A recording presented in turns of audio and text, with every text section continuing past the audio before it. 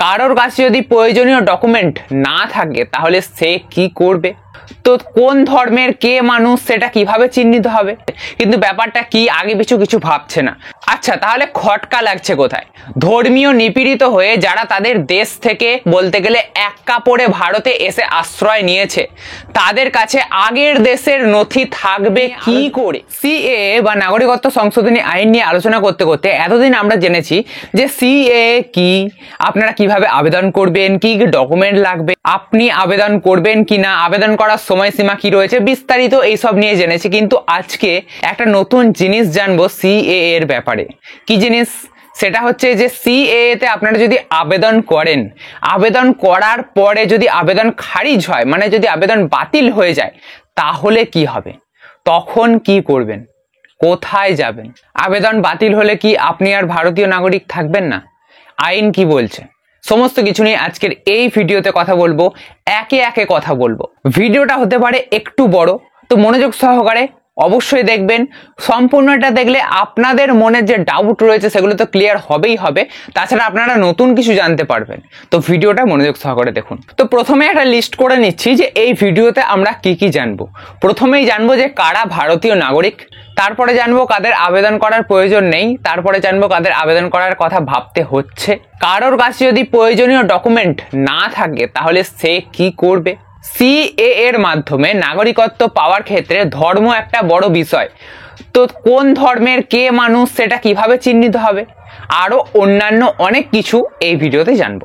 তো প্রথমেই জানবো যে ভারতীয় নাগরিক কারা, কারণ এটা ছাড়া পুরো ভিডিওটা আপনাদের বোঝাতে পারবো না। তাই প্রথমেই জানতে হবে ভারতীয় নাগরিক কারা। আইন কি বলছে? আইন বলছে 1950 থেকে 1987 সাল পর্যন্ত যারা জন্মেছে, যাদের ডেট অফ বার্থ এটা 1950 থেকে 1987 মধ্যে, তারা জন্মসূত্রেই ভারতীয়, তাদের আর কিছু দেখা হবে না।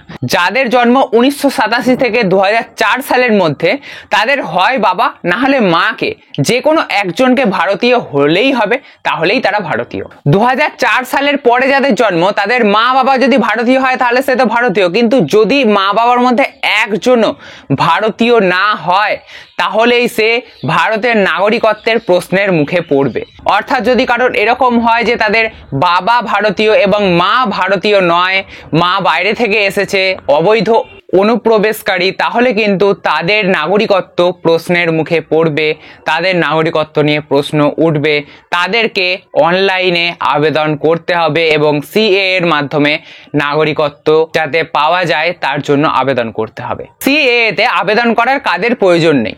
দেখুন, অনেক সাধারণ মানুষ রয়েছে যাদের সিএএ তে আবেদন হচ্ছে শুনেই আবেদন করতে চলে যাচ্ছে, কিন্তু ব্যাপারটা কি আগে পিছু কিছু ভাবছে না। তো এটা সবার জন্য নয়, কিন্তু সিএএ তে তারাই আবেদন করবে যাদের নাগরিকত্বের প্রয়োজন রয়েছে। এইমাত্র যে ডিটেলসগুলো বললাম যে কারা ভারতীয় কারা ভারতীয় নয়, সাল অনুযায়ী যেটা বললাম, যদি আপনারা ভারতীয় হয়ে থাকেন তাহলে আপনাদের আবেদন করার কোনো দরকারই নেই। যদি আপনারা না ভারতীয় হয়ে থাকেন, যদি অবৈধ অনুপ্রবেশকারী হয়ে থাকেন, বা সাল অনুযায়ী যেটা বললাম, যে ডিটেলসগুলো দিলাম, যদি তার মধ্যে আপনারা পড়ে থাকেন, তাহলে আপনাদের নাগরিকত্ব যদি প্রশ্নের মুখে পড়ে থাকে, তাহলে আপনাদের অনলাইনে সিএএ এর জন্য আবেদন করতে হবে। ব্যাপারটা আরো ক্লিয়ার হবে যদি আপনাদের আরো ডিটেলস দিই। ব্যাপারটা হচ্ছে 2014 সালের 31শে ডিসেম্বরের মধ্যে যদি কোনো অবৈধ অনুপ্রবেশকারী ভারতে এসে থাকেন, ভারতের প্রতিবেশী 3টি দেশ থেকে, অর্থাৎ পাকিস্তান, আফগানিস্তান, বাংলাদেশ থেকে এসে থাকেন এবং 6টি ধর্মের মানুষ হন। 6টি ধর্ম হচ্ছে হিন্দু, পার্সি, জৈন, শিখ, খ্রিস্টান এবং বৌদ্ধ। এই 6টি ধর্মের হয়ে থাকেন এবং ভারতে অন্তত 5 বছর বসবাস করে থাকেন, তাহলে তারা সিএএ এর জন্য আবেদন করতে পারবেন অনলাইনে। সিএএ বা নাগরিকত্ব সংশোধনী আইনের জন্য যে সমস্ত ডকুমেন্ট চাওয়া হয়েছে তার লিস্ট তো লম্বা। যদি কারোর কাছে এই সমস্ত নথিপত্র না থাকে তাহলে তার কি হবে? তাহলে জেলা স্তরে থাকা যাচাই কমিটি বাড়তি নথিপত্রের কথা বলবেন, এবং যদি আপনাদের এই লম্বা লিস্টের মধ্যে যদি কোনো ডকুমেন্ট না থেকে থাকে বা কিছু হয়ে থাকে, তাহলে বাড়তি যে নতুন ডকুমেন্টসের কথা বলবে, যেগুলো যদি সেগুলোও থেকে থাকে তাহলে আপনারা সেগুলো প্রোভাইড করবেন। যদি আপনারা সেই সমস্ত ডকুমেন্টও প্রোভাইড না করতে পারেন তাহলে আপনাদের আবেদন খারিজ হবে। এবারে আবেদন খারিজ হওয়ার পরে আপনাদের কি হবে? মানে যার আবেদন খারিজ হবে বা বাতিল হবে তাকে অবৈধ অনুপ্রবেশকারী হিসেবে ধরে নেওয়া হবে, না তাকে আবার আবেদনের সুযোগ দেওয়া হবে? এ নিয়ে এখনো পর্যন্ত স্পষ্ট নয় কিছুই। সিএএ তে আবেদন করতে গেলে ধর্ম একটা বড় বিষয়। তো কার কোনটা ধর্ম সেটা কিভাবে জানা যাবে? পাকিস্তান, বাংলাদেশ বা আফগানিস্তান থেকে যারা চলে এসেছে তাদের এমন কোনো নথি দরকার পড়বে যাতে ধর্মের উল্লেখ রয়েছে।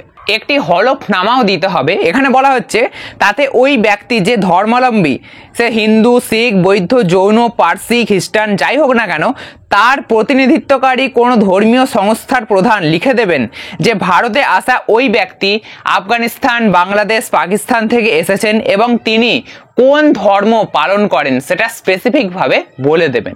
আচ্ছা, তাহলে খটকা লাগছে কোথায়?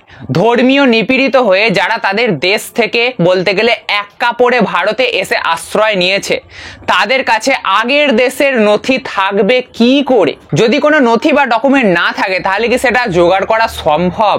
আরো অনেকগুলি প্রশ্নচিহ্ন হয়ে এসে দাঁড়াচ্ছে, তো সেগুলো আপনাদের জানাচ্ছি। কোনো ব্যক্তি ধর্মীয় কারণে অত্যাচারিত হয়েই যদি ভারতে আশ্রয় নিয়েছেন তা প্রমাণ হবে কি করে?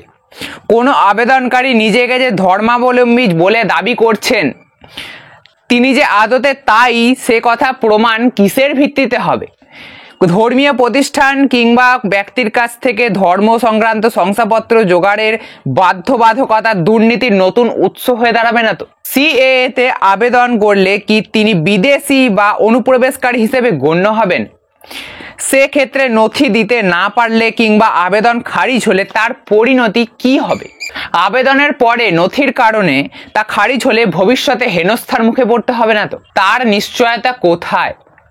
সংবিধানে যে দেশ ধর্ম নিরপেক্ষ, সেখানে ধর্মের ভিত্তিতে নাগরিকত্ব কেন? যা নিয়ে গোড়া থেকেই প্রশ্ন তুলছেন বিরোধীরা। আচ্ছা, এবারে এই ভিডিওর উপসংহারে আসা যাক। এই ভিডিও থেকে আপনারা অনেক কিছু জানলেন সিএএ এর ব্যাপারে, যে সিএএ তে আবেদন যদি বাতিল করা হয় বা খারিজ করা হয় তাহলে তার কি ভবিষ্যৎ হতে পারে, ভারতীয় নাগরিক কারা, কাদের আবেদন করার প্রয়োজন রয়েছে, কাদের আবেদন করার প্রয়োজন নেই, কোনো ডকুমেন্ট না থাকলে কি হবে, এবং এই আইনের কিছু ফাঁক যা প্রশ্ন বা খটকায় এসে দাঁড়াচ্ছে, তো সেগুলো নিয়েই আজকের এই ভিডিওতে আমরা আলোচনা করেছি। আশা করব আজকের ভিডিও থেকে আপনারা অনেক কিছু নতুন নতুন ডিটেলস জানতে পেরেছেন। যদি আজকের ভিডিওটা আপনাদের একটু উপকারে দেয় বা নতুন কিছু জানতে পেরে থাকেন তাহলে অবশ্যই একটা লাইক করবেন। এরকমই নতুন নতুন আর ইন্টারেস্টিং ভিডিও পেতে অবশ্যই চ্যানেলটিকে সাবস্ক্রাইব করে রাখতে ভুলবেন না। আর এই ভিডিওতে যে সমস্ত কথা বলা হয়েছে সমস্ত কথা আনন্দবাজার পত্রিকা থেকে সংগৃহীত।